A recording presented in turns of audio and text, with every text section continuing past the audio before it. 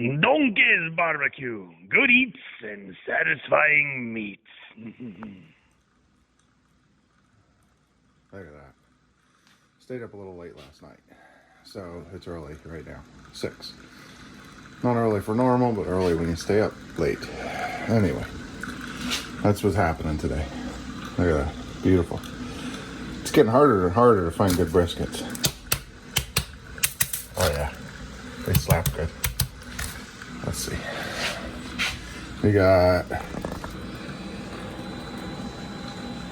11. Where is it? 10.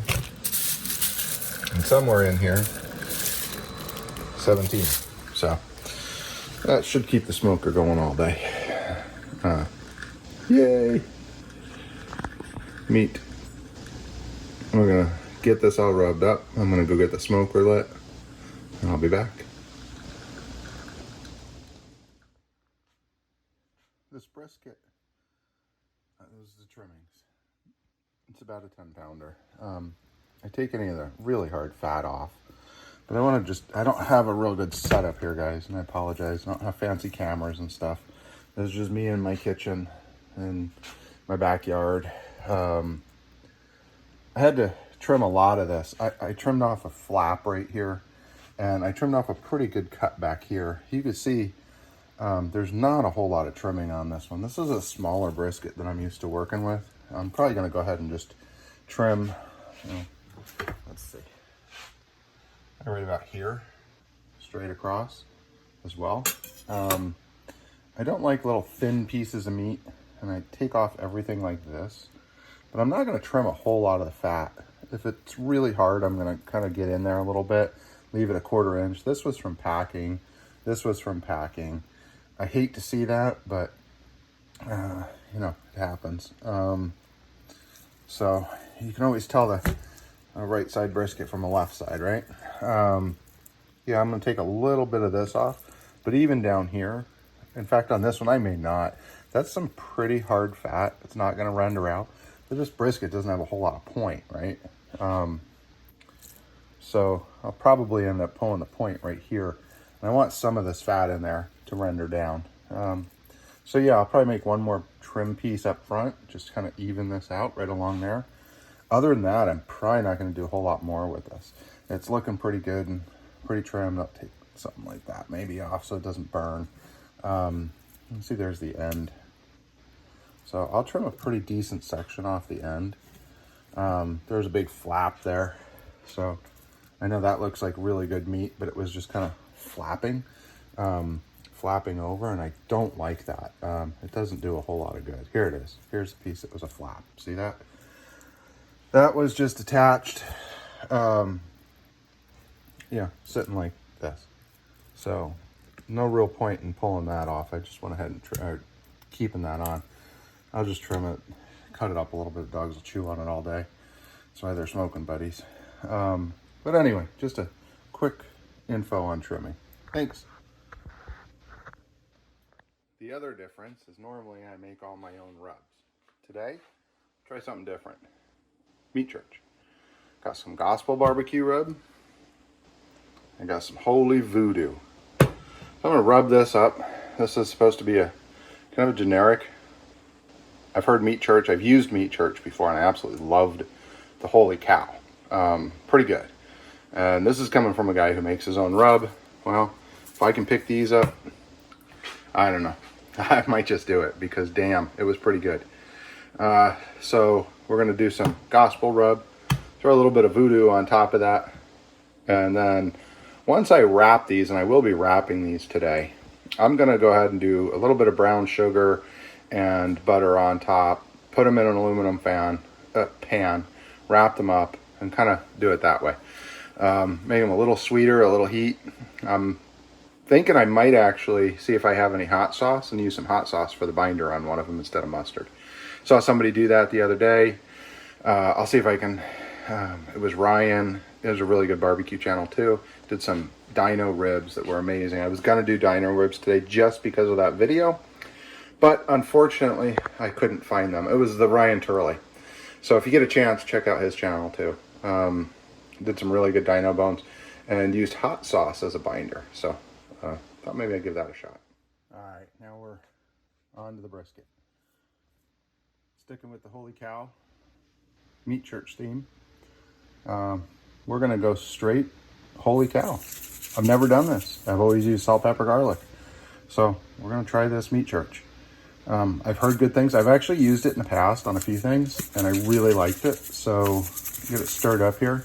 I'm gonna go both of these briskets, all Meat Church, Holy Cow, and nothing else. That's it. So real easy, plain rub. Well, it's a good rub actually. My wife and kids are gluten-free, so it's sometimes hard to find gluten-free stuff. This is all gluten-free. Really like that. There's no MSG in this one. Pretty simple. This is salt, spice, garlic. I mean, it looks like some paprika. So it's pretty darn similar to my own. But yeah, there we go. Holy cow. Let's see what happens. Bless this meat. Briskets have been seasoned, liberally rubbed with Meat Church. Holy cow. Now we're going to go start that smoker, and I'm going to show you the setup. All right, charcoal is getting ready. Got my chimney going. I think you've seen this before. I always put some foil in here with the diffuser plate, and I replaced my little drip pan with a big one because I'm going to be putting 2 pork butts over here. I'm going to be putting the briskets over here. I don't think I'm going to use this top rack at all. So I'm going to try and do both of those. I want the briskets, I want them a little, or the pork butts actually a little warmer. I'm going to try and run it 250 to 275 today. I think this will be the 250, 275. This side will be about 225, which is where I want my briskets to start. Once I wrap them, I'm going to wrap the briskets in the pink butcher paper. And the pork butts, I'll actually use the same kind of aluminum pan I'm using. A little bit of butter on it, brown sugar on the top. I'm going to try one of them with that voodoo. Sprinkle that on there. I've already got a little bit of it on there already. Give it a little bit of heat. So I'm going to get this all going, set up my temp probes, get the meat on, and we'll show you.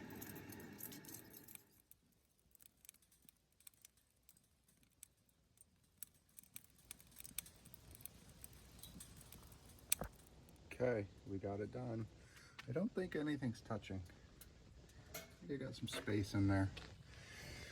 Pork butt, brisket. I got my temp probe right there on my surface. In the middle, I'll have to go by my gauges and just by feel. So there we go, man. 2 pork butts, 2 briskets, and get this rolling. Well, I started getting some really dirty smoke. Came out here, right here. I've pointed it out before. This was loose, it closed. Luckily, hopefully I caught it in time so it doesn't affect the meat, but the one thing about this grill I don't like, and I have to figure out a solution, maybe some high temp thread lock or something on that, because I can't have that happening. You get nice dirty smoke going through. Just started the smoke, so kind of pisses me off, but it is what it is. Hopefully we'll get it fixed. But right there, that screw in the middle gets loose. And lost a bit of temp. Luckily, my fireboard alerted me. This gauge over here is not right. It's because of the way I have the baffle and all that heat's coming up the edges. So I'm gonna have to work on that. I might flip that inner piece around next time and see what that does. But everything looks good in there. I'm not gonna open it. I opened it very briefly to get rid of some of the dirty smoke. That's what I'm looking for. I don't even know if we can see. All right, just went ahead and wrapped the briskets. They're well on the way to stall. The pork butts are not quite, they're starting to stall, but they're not quite there. You know, having to open this up every half hour to spray these hasn't been, but man, the bark is looking good. So we're gonna get those wrapped in probably another half an hour or so. All right, we are pulled. Look at that. Oh man, that is so good. I'm gonna go ahead and wrap these and go ahead and put some, I'll show you, some voodoo. Holy Voodoo Meat Church right on there. Some butter and brown sugar. All right, I inadvertently got light brown sugar, but you get the idea. I'm gonna take this Meat Church, Sprinkle a little bit of that on there. This is that hot. Just give that a little flavor. Just look at that. Oh yeah. Just a little bit of seasoning in there, a little bit extra rub. That looks good. I can smell that jalapeno. Yum, yum. All right, we're gonna wrap them up, put them back on. All right, look at that. Oh, yum. It's been resting for an hour or so now. Just put them in the oven covered.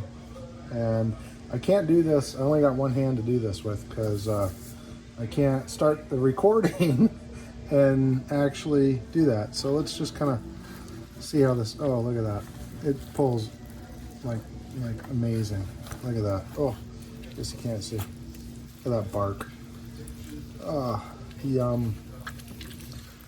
So I'm actually going to separate this out into another pan. And money muscle right there. And then what I'm going to do is use some fat separator and pull some of that fat out of the juice. Ah, that bark though. And put it back in. And then I'm going to vacuum seal one of these for next weekend. And I'll sous vide it to warm it up. And it just like falls apart. All right, nice. Yum. Looking forward to this. All right, that one's been pulled, sauced. No barbecue sauce. That's just, it's just amazing. It's so juicy, I don't even need it. I keep moving the camera. This is actually the one I dumped all the liquid out. I'm gonna let it sit and separate. And then I'm gonna re-inject some of it. Get that flavor back in there, take the fat out, put the flavor back in. That's the one I'm gonna vacuum seal. And that's the one I'm taking to the party. I'm gonna leave it whole, just vacuum seal it. Leave it just like that. So this is for me and the boys who are gonna eat this tonight. And maybe some sliders, maybe some coleslaw with it, some potatoes, beans, just good old barbecue. This one is getting re-injected and then put in a vacuum sealer. I gotta let it cool off a little bit more. And then I will sous vide that probably up to about 155 or so, 160 next weekend. And I will take that with me. So I gotta freeze it in the meantime. So I'm gonna re-inject it, vacuum seal it. Yum. I'll show you the briskets next. They're still on, just almost 200. Not quite done yet, I just probed them. They're not probe tender. I do not cook my briskets by temp. Not 200, not 203, not 205, not 210 or 210. I cook my briskets by probe tenderness. When it hits 200, I go out and probe it. When it hits 203, I go out and probe it. 205, go out and probe it. When it probes like butter, that's when I pull it. And then those will go in the cooler for a few hours. And they'll get a nice long rest, probably 4 or 5 hours. Not until 10 o'clock or so tonight will I do anything with those. One of them I'm gonna keep for us. And then the other one, again, gets vacuum sealed. It'll end up being put in the freezer and we'll sous vide that up to temp. Cool. All right, my kitchen's a mess. I'm out of space, but there she is. There's the brisket. This one I think I could have cooked a little bit longer. It's not quite done, it's a little bit dry. I mean, it's not bad. This one is the one I'm taking to the party. It's a smaller one. Man, that is like, look at that jiggle. That's perfect. I know that one's perfect. This one I feel is a little underdone, like I said, but it doesn't quite fall apart like it's supposed to. It's hard to see, but it pulls really easy. And a nice smoke ring on that. Yeah, I'm pretty happy with it. I don't usually do these fat side up. I normally do them fat side down, but I guess I did it fat side up today. I wasn't paying attention. That's all right. Look at that smoke ring on there. Oh yeah. That's gonna get vacuum sealed. I'll warm it up via sous vide for next weekend, along with the pork butt. So that's it. We did 2 briskets. This is a smaller one. I'm going to guess after trimming, this was about 9. After trimming, this was about 10, maybe even a little bit more because I did not trim a ton of fat off of this one. Trimmed this one a little bit more, and it was the smaller one. So here we go. We got it. Love it. Yeah, nasty cookie sheet, but I got it. I'm happy with it. That one is perfect. I can't wait to serve